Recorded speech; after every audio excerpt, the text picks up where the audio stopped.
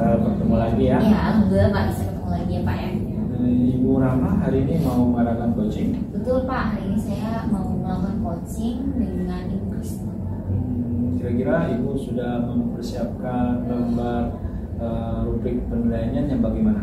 Iya, pada coaching kali ini saya sudah menyiapkan rubrik penilaiannya Pak ya. Saya menggunakan alur tirta gitu. Jadi dengan menggunakan alur tirta itu nanti saya menentukan tujuan dari coaching itu. Kita menentukan tujuannya apa sih gitu. Kemudian mengidentifikasi masalah yang ingin dicarikan solusi. Kemudian merencanakan melakukan rencana aksi. Rencananya apa yang akan dilakukan, kemudian nanti tanggung jawab. Seperti itu Pak alurnya. Berarti Ibu selama coaching nanti yang akan Ibu nilai dari coachingnya itu tadi ya, tirta tadi ya? Iya, menggunakan alur tirta Pak. Apakah muncul semua atau tidak ya? Iya, betul. Nah, kemudian Ibu kira-kira kompetensi apa dari coaching ini yang akan Ibu kembangkan? Iya, di kesempatan kali ini saya akan mengembangkan kemampuan coaching saya, yaitu menjadi pendengar yang aktif Pak.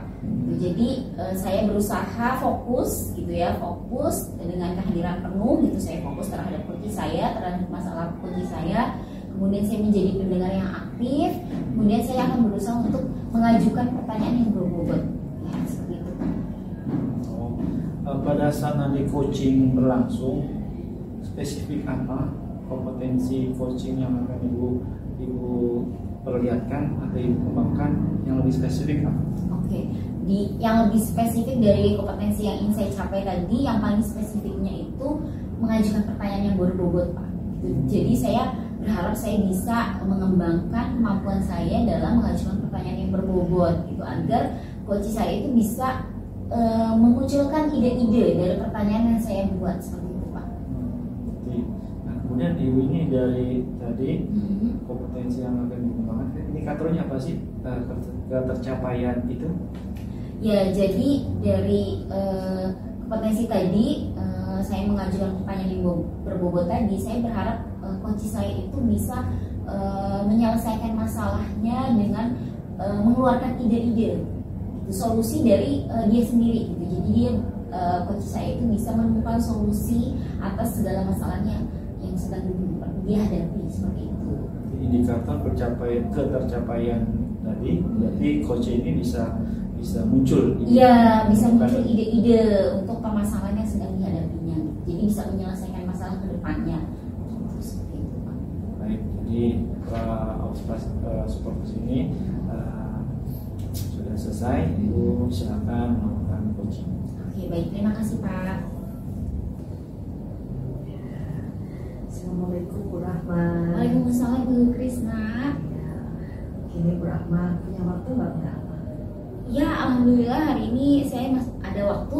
Kita mau ngobrol ya Bu ya? Iya Bu Rahma, saya mau sedikit sharing nih sama Bu Rahma ya. Karena saya dalam nih dengan masalah yang ada di kelas saya. Oke, boleh Bu, boleh. Yuk kita mencari solusi ya. Iya. Silakan Ibu. Ini saya ini kan punya siswa ya, yang di dalam kelas saya itu yang awalnya itu seperti biasa teman-teman yang lain itu mau mengikuti pembelajaran dan sebagainya. Tapi nanti pada saat pembelajaran itu sudah dimulai, nah biasa tengah jalan itu mulai itu dia melakukan aksi ya, baik itu berkeliling lah di dalam kelas atau memainkan alat tulis lah gitu loh di saat kita sedang menerangkan. Jadi kayaknya agak sedikit mengganggu. Oh, jadi Ibu saat ini punya masalah ada anak di kelas seperti Ya, itu ya Bu ya. Ya. Jadi ada yang suka mengganggu. Jadi tujuan coaching kita ini untuk menyelesaikan masalah itu ya Bu ya. Iya, jadi menyelesaikan anak ini yang suka mengganggu proses pembelajaran seperti itu ya. Oke, baik Ibu. Kemudian dalam proses pembelajaran itu emang anak itu biasanya melakukan apa Bu? Ya biasanya kan ini mengganggunya dia bisa dengan tiba-tiba dia berjalan ya di dalam kelas, mungkin gini Bu Rahma ya, mungkin dia bosan gitu ya dengan pembelajaran yang ada gitu kan. Nah karena kan tidak semua anak bisa mendapatkan metode yang sama gitu ya. Jadi dia mungkin karena sudah bosan dia berkeliling, atau pada saat bosan dia memainkan alat belajarnya atau mengganggu teman dan seperti seperti itu Mbak. Jadi itu yang bikin saya bagaimana ya menghadapi anak ini. Iya seperti itu ya, Ibu Iya. jadi punya permasalahan terhadap anak yang suka mengganggu gitu ya dalam proses pembelajaran seperti itu.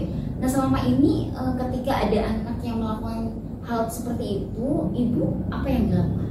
Nah awalnya saya coba dulu ya melihat anak itu bagaimana sih dia tertarik dengan apa gitu loh. Ternyata dia itu tertariknya dengan kalau kita melakukan percobaan nih misalnya dengan kit IPA gitu kan, atau dengan memancing dia dengan permainan dalam pembelajaran. Nah dia mulai tertarik tuh, kayaknya mungkin kinetiknya dia yang bergerak ya. Jadi dia tuh kenapa saya bilang tadi bosan, mungkin pada saat saya melakukan pembelajaran saya lebih banyak menerangkan kan, jadi dia mulai bosan. Tapi kalau pada saat saya melakukan yuk kita praktek nak gitu, wah dia antusias tuh Bu Rahma gitu, jadi ikut gitu loh dengan pembelajaran. Jadi kan Ibu udah bisa mengidentifikasi bahwa anak tersebut sepertinya lebih suka dengan kegiatannya, aktivitas langsung ya, kinestetik ya, dengan bergerak dan sebagainya. Kira-kira menurut Ibu selama ini pembelajaran Ibu udah sesuai dengan anak tadi atau belum?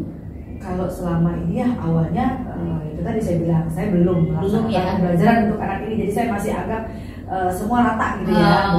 Pada saat ini membaca semua membaca gitu ya, pada saat mendengarkan saya semua mendengarkan. Tapi setelah saya pelajari bahwa oh anak ini senang di kinetik, lalu anak yang lain senang di literasi gitu ya, jadi mulai tuh saya coba lagi dengan pembelajaran yang bermacam-macam ya. Kalau mulai saya juga mengenal yang namanya berdiferensiasi gitu kan ya. Jadi akhirnya dari situ saya tidak membuat anak itu harus kamu literasi semua atau kamu berpraktek semua. Nah saya membiarkan mereka memilih mana pembelajaran yang mereka inginkan. Gitu. Betul Ibu. Jadi Ibu sudah menemukan nih bahwa sebaiknya itu dalam pembelajaran itu ada pembelajaran yang berdiferensiasi.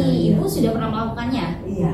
Alhamdulillah selama ini saya lakukan ya. Tadi yang saya bilang tadi anak yang awalnya mengganggu temannya lalu bergerak dalam kelas, yaitu pada saat pembelajaran itu saya berikan mereka peluang. Ada yang Bu saya misalnya nih berapa ya kita mau bikin praktek tentang listrik gitu ya. Saya sediakan alat kit IPA, lalu saya sediakan juga peralatan untuk merangkainya, dan saya sediakan peralatan untuk menggambar. Nah di situ ada anak yang memilih, Bu saya menggambar rangkaian listriknya aja deh, atau ada anak yang Bu saya nyusun dikitnya ya, dan yang ada anak yang tertantang nih lebih pengen maju gitu ya, dia merangkai dari masing-masing alat tersebut sehingga terjadi rangkaian listrik itu. Jadi kan Ibu sebenarnya udah berusaha melakukan itu gitu ya, cuma mungkin belum maksimal. Menurut Ibu kalau dari skala 1 sampai 10, Ibu sudah ada di skala berapa untuk pembelajaran berdiferensiasi? Mungkin saya berada di skala 8 ya. Karena ya bagaimanapun tetap kita juga masih terkadang gitu ya, masih suka menyamaratakan anak gitu. Tapi kadang juga kita ikut kegiatannya anak.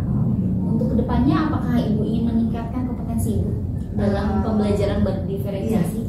Pasti Kak, saya ingin meningkatkan ya, apalagi itu tadi dengan spesifik anak yang berbeda-beda, saya ingin meningkatkan biar mereka bisa mendapatkan yang maksimal.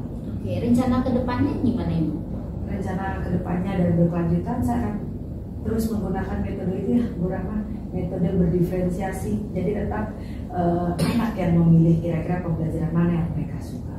Ibu ada rencana berkolaborasi gitu misalnya dengan guru yang lainnya? Rencana saya berkolaborasi pertama dengan operator ya, karena dalam media pembelajaran pun kami butuh yang namanya slide ya, proyektor. Jadi mungkin dengan bantuan operator bisa mengoperasikan proyektor tersebut, dan juga mungkin saya akan berkolaborasi juga dengan teman sejawat yang lain gitu ya, khususnya mungkin karena saya di guru kelas 6, mungkin bekerja sama dengan guru kelas 6 ibaratnya sebagai guru tamu gitu ya. Jadi biar mereka bukan tidak bosan, tapi mereka punya suasana baru. Iya Ibu, bagus ya Ibu harus berkolaborasi dengan rekan sejawat yang lainnya untuk memperbaiki atau meningkatkan kompetensi Ibu sebagai seorang guru untuk melaksanakan pembelajaran berdiferensiasi seperti itu Ibu. Tanggung jawab apa yang ingin Ibu lakukan untuk terkait kegiatan pembelajaran berdiferensiasi ini? Ya, tanggung jawab yang akan saya lakukan udah pasti pertama membuat anak-anak itu nyaman dan kelas ya, dengan suasana kelas. Lalu tanggung jawab saya berikutnya adalah membuat anak-anak mendapatkan hasil yang maksimal gitu. Jadi, karena tidak selalu dengan mungkin dengan ilmu yang harus tinggi dia, tapi mungkin juga dengan sikap dan tingkah laku mereka yang lebih baik lagi. Oke, baik, semoga apa yang Ibu rencanakan bisa tercapai dan solusi-solusi yang kita temukan bersama gitu ya bisa dilakukan bersama untuk kebaikan dari proses pembelajaran tersebut seperti itu ya. Mudah-mudahan bisa Ibu lakukan ya Bu ya. Amin, mudah-mudahan. Oke, terima kasih Ibu. Iya, sama-sama Bu Rahma. Saya senang banget nih ya bisa sharing hari ini. Jadi saya bisa, oh iya saya punya rencana bisa ada yang mendukung. Iya, amin. Mudah-mudahan bisa terlaksana dengan baik ya. Baik Bu Rahma. Terima kasih. Terima kasih kembali Bu Rahma. Ibu Rahma sudah melakukan coaching. Iya, alhamdulillah Pak sudah. Bagaimana perasaan Ibu? Ya, alhamdulillah saya senang bisa melakukan coaching dengan Ibu Krisna. Alhamdulillah Ibu Krisna bisa menemukan solusi gitu atas masalah yang sedang dihadapinya. Seperti itu Pak. Berarti Ibu sudah melakukan apa yang kita catat dari indikator yang Ibu tentukan sebelumnya, Bu? Iya, Pak. Kira-kira apa Bu indikator yang sudah Ibu capai?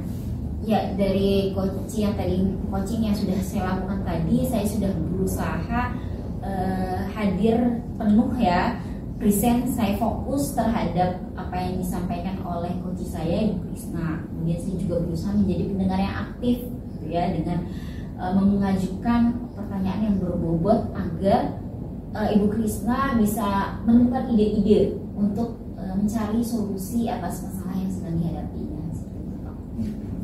Tadi saya lihat pada proses coaching Ibu sudah baik, sangat baik, dan memang harus terus dilatih ya. Iya betul Pak. Tadi saya lihat kehadiran Ibu penuh ketika berbincang, kemudian Ibu melontarkan pertanyaan-pertanyaan berbobot, ya bagus.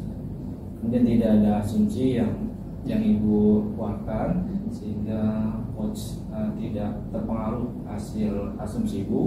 Ibu juga tidak menjudge sama sekali. Rasanya coach Ibu Krisna ini harus begini tidak ya. Sudah baik Ibu ya.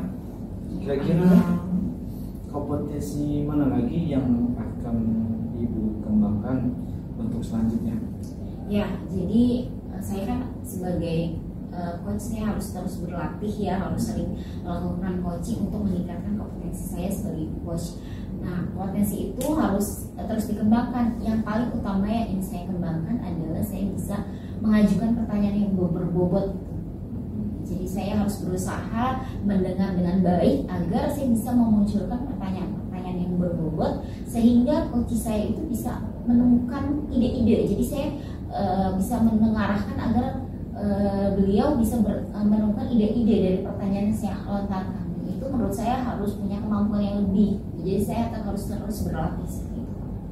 Jadi Ibu akan mengembangkan bagaimana menyampaikan atau mengajukan pertanyaan yang berbobot sehingga nanti coach itu bisa tergali semangatnya, tergali ide-idenya sehingga coach ini bisa melakukan hal yang terbaik terhadap program-programnya. Ya, Ibu terima kasih atas kerjasamanya. Sama-sama Pak, terima kasih kembali. Semoga kita semua bisa berkembang dalam proses coaching ini. Baik, terima kasih Pak. Ya, Assalamualaikum warahmatullahi wabarakatuh. Waalaikumsalam warahmatullahi wabarakatuh.